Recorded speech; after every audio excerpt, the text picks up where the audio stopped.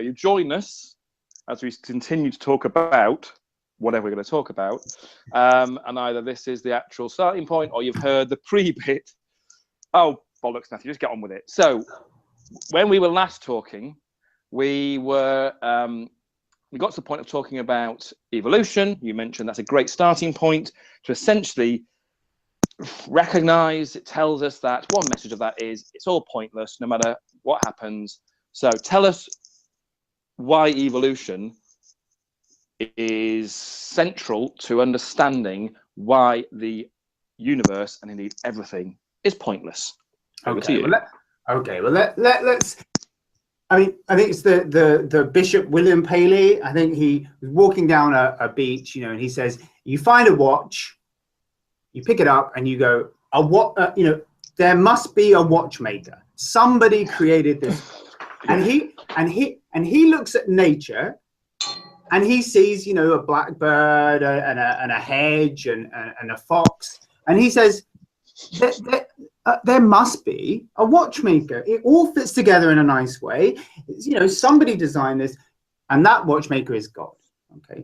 Now, Darwin's theory of, evolution by natural selection explains how a watch can be created without a watchmaker. And we are a watch. Our body is a watch, and we were created by the processes of evolution by natural selection, and that so the conclusions from some of that are that nobody set out from when life first began, when the first life evolved. Nobody said that first life did not think, "Hey, one day I'm going to be a human being." No. That first life had no connection to us whatsoever, and that we are a happenstance, something that nobody planned. I mean, I sometimes liken it to mold behind God's toilet. Mold behind God's toilet. God has not cleaned his toilet very well, and if he had just looked behind the toilet, he'd see there's a fucking horrible mold behind there, and really. I'm reminded of Bill Hicks' line, we're a virus with shoes. A virus with shoes, yeah. Well, I mean, the fact is, what Darwin says in one of his letters, what is true for the gnat is true for us. And yeah. I mean, if a gnat came up to you, Nat the Mat, and he said, Matt, meet the Mat. And he says, oh, I'm really stressed today. I've got loads of work. Oh. Exactly. I'd go, shit, a talking gnat. You'd laugh. You'd laugh and you'd say, how long do you live? He said, I've only got 24 hours to live, but I've got loads to do today, right? And the thing is that's ludicrous. It's ludicrous. It's ludicrous. And we are the gnat. What is true for the gnat is true for us. True for us. And so in a way... So part of that is, okay, let me take that. Yeah. First of all, I'm now trying to think of how do I make money out of this talking gnat, but to put that to one side, that's the ego talking. I go, okay, yeah, so our 24 hours is however many hours, days, weeks, months, years we get to live. Either way, in the grand scheme of things, it's, to use my phrase, a blink of an eye. That life's too fucking short type idea. Sure. So the idea is that, well, it doesn't matter what we do. Absolutely doesn't matter what we do. And I remember we used to speak about it before, where you would say, well, actual fact, if we go back, because some people will have found this podcast, assuming anybody finds it, whether it's this year, next year, or in 100 years' time, if we still have the internet, what the internet has evolved into. Yeah. Is that your first blog on some people have got here through your Matthew, your blog, everythingispointless.com. That's right. And the first blog post on there, if I remember correctly, is entitled Happiness in the Belly of the Space Whale. That's right. So pause while people go and look for that one and read it. Yeah, well, it's taking a bit of a read. It's not like some of my blog posts tend to be just a few lines and so on. Yours, your deep thought there, and you're talking to, basically this idea has been made. You're faced with this existential question of, okay, the universe exists and we've evolved from the variety of evolutionary processes that get to this point, or the fundamental evolutionary process. We happen to be faced with this idea of happen to exist or have the appearance of existence. We're faced every day. What do we do? And if I remember correctly, that's why the title is in that blog post, happiness. Do something that, you get some sense of enjoyment out of, not necessarily something you feel purposeful, because nothing has any purpose. At some point, it all amounts to nothing. even if you choose to go and do something that appears to be, in quotes, worthy, such as being a doctor, helping people, helping someone across the road, doing nice things, being pleasant to people, or even just staying at home watching movies or making cups of tea or playing football or whatever it is, or doing the marking, doesn't really matter because it all amounts to nothing. So if I'm right and correct, correct me if I'm wrong with it, if I misunderstand or misremember. So therefore, choices should be informed by essentially, well, what makes you happy? What gives you pleasure? Well, certainly that was somewhat of the conclusion of my first blog post. Yeah, it's not entirely where I am at the moment. Not that I don't think that happiness is preferable to misery, but what I don't think I ascribe to is a philosophy of hedonism, and I'm not entirely convinced that a hedonistic or being off your face with happiness every single second of you being alive is, I'm not entirely convinced that that's the way I want to live my life. Whether if some people want to live their life like that, that's up to them. Yeah, because it doesn't matter. Because it doesn't matter. But I'm not I feel that hedonism, the pursuit of pleasure, for example. Yeah. I don't massively see it as being, in some ways it's a bit of a honey trap to an existential being, and as much as I think it's a fine way of dealing with the universe, if that's how you want to cope with it, if you want to be off your face on if you want to take heroin every day of your life, and whatever, I haven't got a problem with that. That's not that we're suggesting that, folks. Not that we're suggesting it, but my ego gets involved. Going, let's hope somebody goes. In which case, then you suggest I'll go and do that. No, you take responsibility. Yeah. There are no excuses. You do what you choose to do, and you face the consequences. But I'm not convinced. But still, taking heroin isn't the only way in which you can get hedonic pleasure, as in get an experience which the individual human. Using again, I fumble over words, so forgive me for doing that, because I go with the words that come to my head. I'm human. I'm imperfect, so I could say if it makes you feel better, then yes, heroin's. I don't know. Having never taken heroin, I don't know what the experience is like. But there are other smaller things you can do that give you some inward sense of, again, that word in quotes, happiness, pleasure, feeling better than you did before, and that could be eating something you like to eat, spending some time with a friend, watching a television program you enjoy, whatever it might be.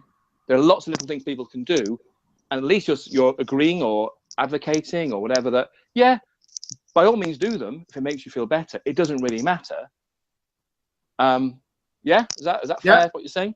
Like I say, I would agree with happiness being preferable to misery.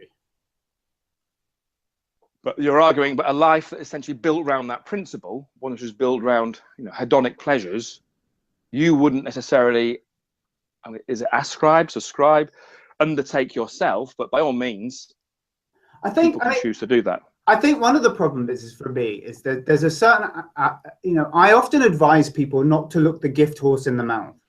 Yeah. And that if what you want is a life full of pleasure and happiness and no bad thoughts and no depression, don't ask these questions. Don't look the universe in the mouth and expect to get happiness out of it.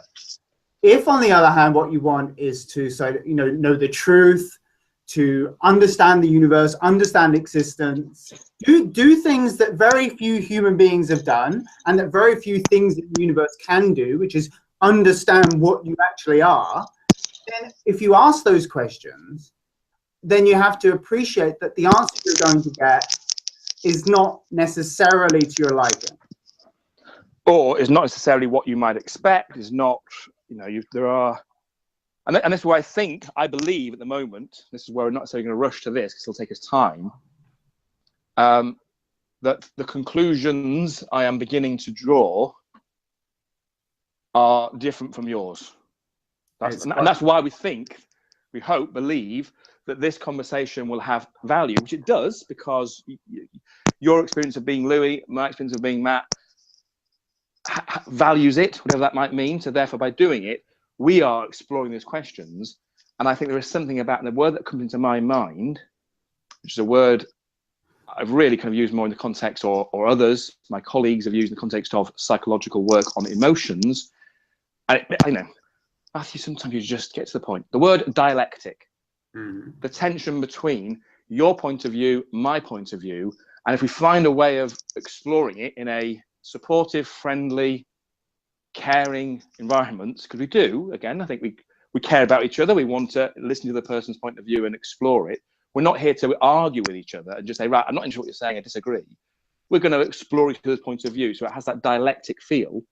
And that's what also occurred to me when you were talking about, by seeking a life where you have nothing but hedonic pleasure and you're not willing to or acknowledge the so-called dark side of life, the elements where you are not feeling good, or if you start asking these kinds of questions, you're not necessarily going to get to the point where, I've discovered what it's all about and it makes me feel better, because that's where I think you are. I think, I've kind of, what you say, you've there's a quote from the first one, I think, which you looked up the universe's skirt and discovered it was wearing no knickers.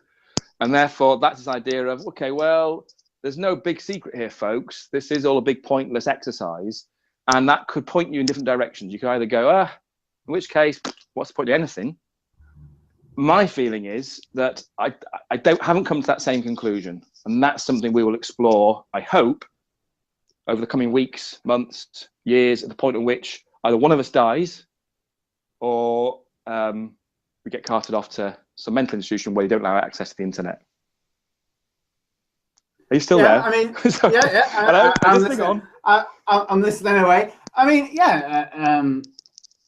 I mean, for me, what I was thinking about, I often say this to people when I communicate with them over, through my blog or whatever, that, our connection to animals, I mean, we're really not that connected to animals. We have a biological, evolutionary shared history, but the animals are not like us.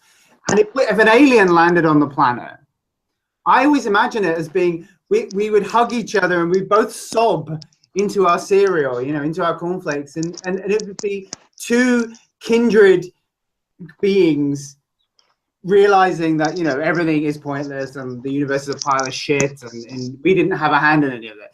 And I think there would be a. Hold on a minute. I'm going to challenge you on this last one there, and again, forgive me if sometimes I don't let it just unfold in a way and I interrupt in some way, because it's that ego part of me saying, well, hold on a minute. Yeah.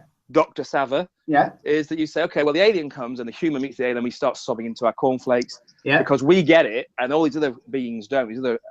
What distinguishes us then as humans from other species? Okay, we're going back into those the kind of big long question, the long answers. Essentially, and I can put it very simply.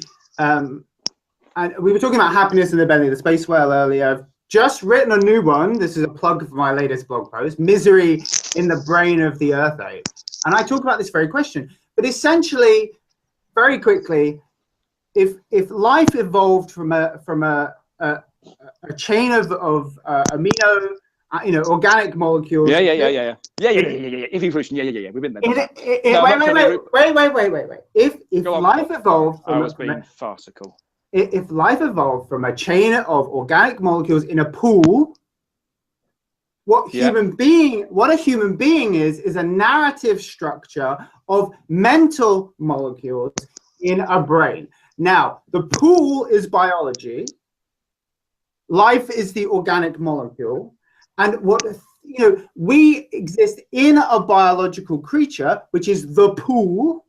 But what human beings are, is the cognitive molecule in that creature. And the fact is that we don't consider life, although life depended. It's the name of the game, and I want to play the game with you.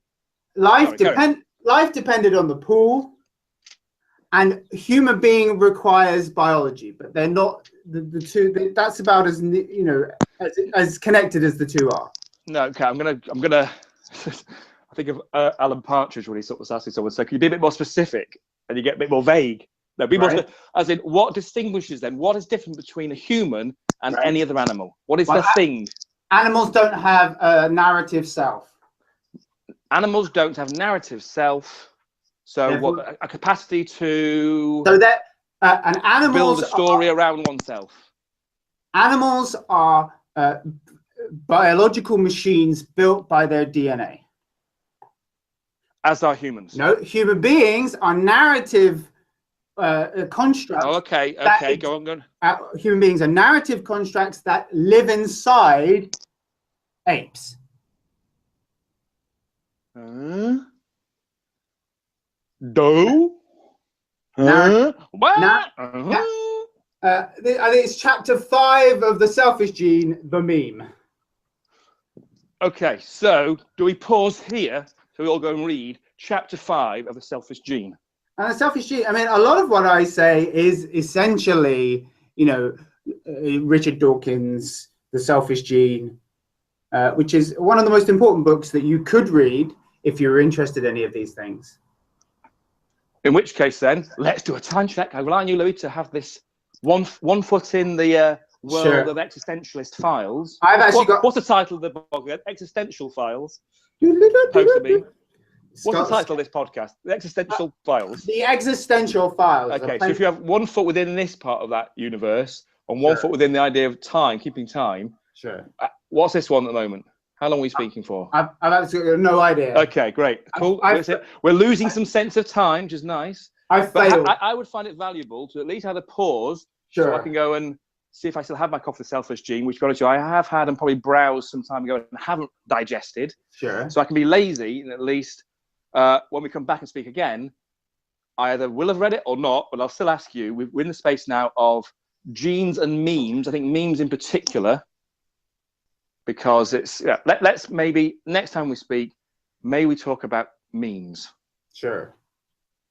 On that note, a fond farewell. Speak soon.